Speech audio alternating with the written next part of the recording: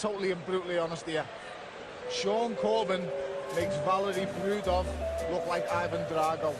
It's as simple as that. He's beat what's in front of him tonight. He faces me. He's going to visit mental demons again. And let's get something straight. Come to me, mate. You come to me. Next time, ain't no judges going to be needed. I'm going to do worse than Kovalev. I am going to do worse than Kovalev. On Saturday night, mate, you better hold it together. I'm going to smash it near you to pieces, mate. I'm going to hit him. When he gets in the ring and we get 10-ounce gloves on, I'm going to smash his head to bits. I'm going to do it November the 30th against all odds. No matter what people say, the journalists write what you want. All as I'll say is tune back in and then look at me on December the 1st when I am world champion. It's as simple as that. I'm willing to die in that ring. It's as simple as that. I am willing to die. I'm willing to die, Saturday. Is he? You fucking rat! Episode 388. Let's go on to the Bellew of the Weeks then, shall we? Hopefully the boys will stick around. First nomination comes in for Matthew Macklin, having a bit of a nightmare, running a burner account, tweeting himself, from himself, to himself, liking and retweeting himself. Matthew has a couple of accounts on the go by the looks of it, I think. Good luck to him. Why doesn't everybody have that? What about this then, Smido, from Sporting Icons? I've heard a lot from Porky about Sporting Icons. Never partaken in one of his shows myself, but he tweeted out last week, I was thinking about this earlier. At Dillian White has had 36 fights, amateur and pro combined. Fought AJ twice, Chisora twice, Parker, Povetkin, Rivas, Hellenius, undefeated Brown, WBC interim and silver champ, British champ, WBC number 1. The trolls can fuck the fuck clean off, says Sporting Icons. He's inexperienced, Smido, is Dillian White. Yeah, right. He's only inexperienced at world title level because he keeps turning them down. Fucking prick. Good old Dillian. A nomination for Sporting Icons there. The Casual still got Bellew of the Week award, says Ben Thorns. He's nominated Akeem Iljazi. Fury as number 1 in the heavyweight division is laughable. Even White has fought more fighters in the top 10 than Fury has. AJ for me is number 1, says Akeem. Yep, the Casuals can get nominated if that's the standard. What about this, Andy? Talking of standards, the main man himself, AB, Adrian Broner, is sentenced to 7 days in jail after a violation of his parole, a real waste of boxing talent. Ross Phillips has nominated him, Andy. Yep, absolutely. Well deserved, actually. I do think they're taking fucking liberties with his picture in the courtroom. I think somebody added that wee extra bit on the belly, actually. Although I wouldn't be surprised if he's went full fatto, because a full AB and stuff like that. He was taking it seriously for a bit again there. He was going to make 135 again. Yeah, 135. One AB level fighter going to make 135 again. Jesus Christ, mate. He might make it again if he goes to prison and get that prison food with all the maggots and stuff like that within the food. AB's got kids that can't make 135. Right.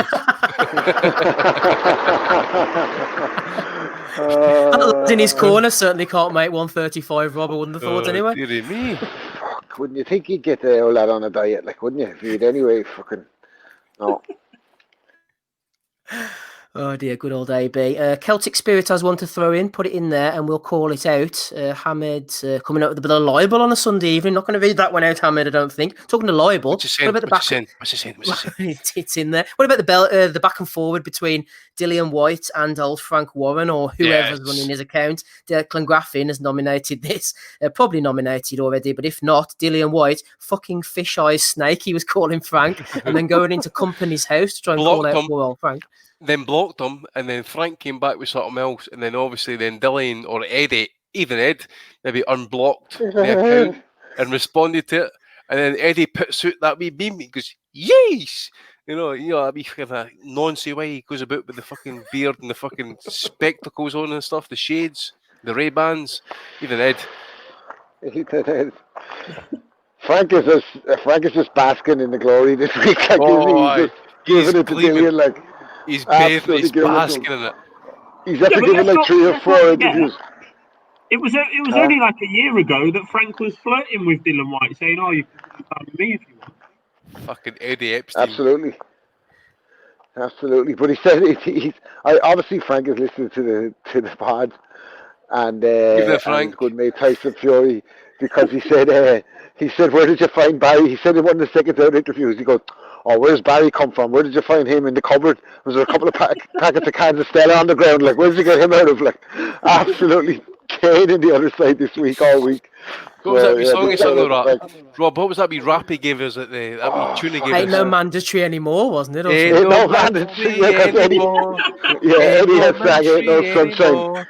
Don't cry, and he sang it all serious, didn't he?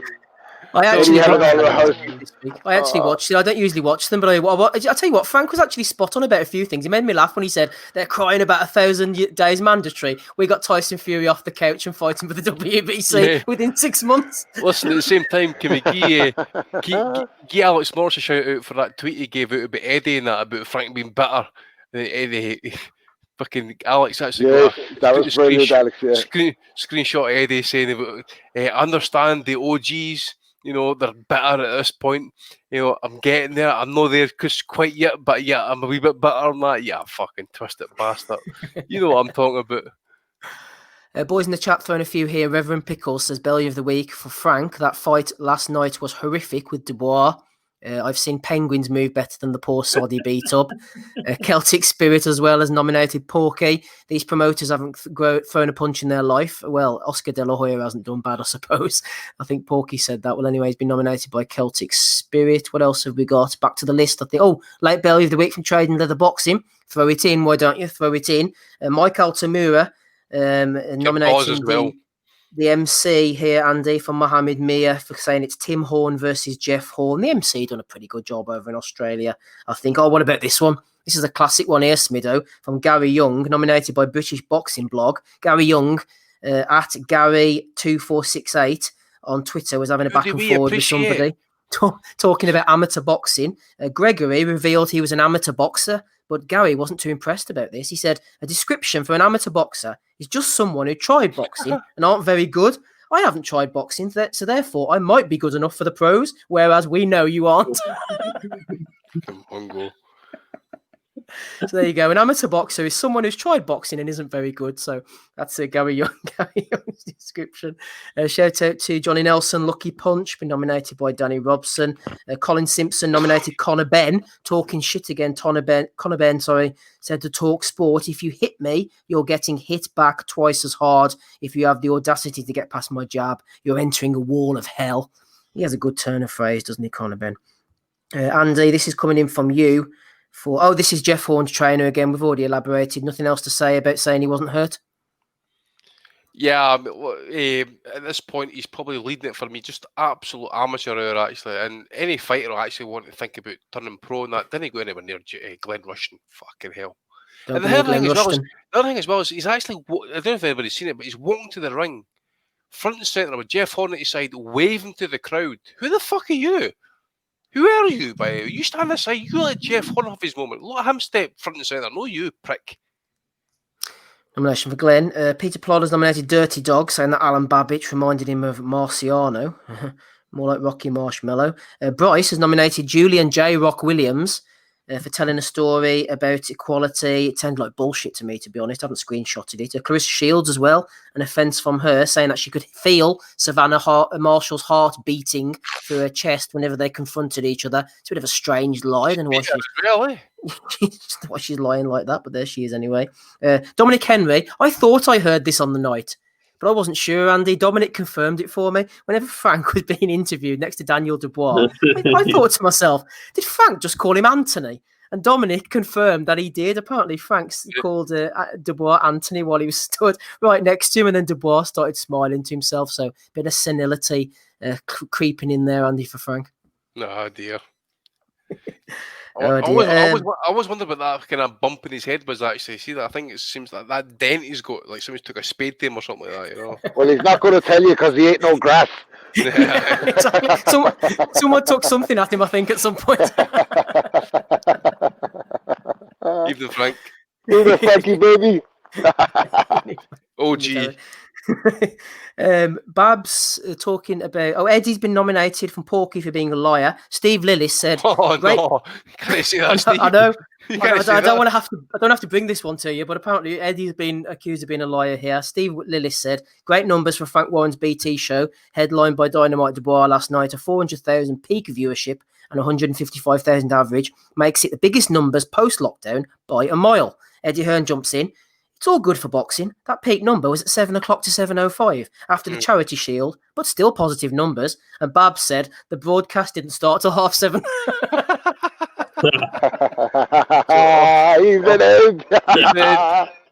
So obviously he's trying to troll or has backfired. Love a bit of Eddie. Spreading manure out in the back garden of Brentwood. Taylor MC has nominated Bellew of the Week for Sonny Edwards for the pigtails, obviously. Thanks as well to the shout out on Angulo versus Kirkland. Just stuck it on. There was absolute carnage. Yeah, that was a good fight there. Anthony has nominated the Athletic MMA, who tweeted out 3 years ago today, Conor McGregor, with no boxing experience, nearly beat Floyd Mayweather. And Smiggers Titties has nominated Sean McDoyer. Britain now has its Ali Frazier Foreman in the form of Fury, Joshua and Dubois. So, says Sean, Joshua beats Fury on points. Dubois destroys Joshua. Then Fury shocks the world by beating the invincible Dubois. You heard it here first. Quite the fantasy there, Smido. Jesus Christ, man. He's been fucking railing some fat fucking lines by, I'll tell you. Oh, dear. What can you do with it? Billy Nelson has been getting stuck in on Twitter as well. He's obsessed with getting Martin Bacoli a fight against anybody, isn't he? He was tweeting out, Joe Joyce beats a German Bergevin fighter. Daniel beats someone, I've got no words for that. Martin Bacoli's fighting Kuzman. Can we all see the difference? I rest my case. Carl Draper, at C Draper 180, jumps in. You're right, Billy. Frank protects his fighters by gifting them wins. Eddie sends his fighters into proper fights. Nominated from Liam there for that one. That's all the ones I've got, boys. I think you'll agree, Andy, as you give your nominations. Quite a strong lineup this week. Absolutely, mate. It's absolutely heaving this week. What favourites you got there? Give me your top three if you've got them. Top four. Top three. That's an interesting one. So we've got Carl Draper coming in there. We've got Sean McDoyer. Glenn Rushton. Glenn Rushton was definitely one. Eddie, talking bullshit about the numbers. Frank calling Daniel Dubois. Yeah. Anthony was a pretty strong one as well. Just flicking through them quickly. Yeah, Glenn Rushton's definitely one. Connor Ben was no. Johnny Nelson, obviously, with the lucky punch.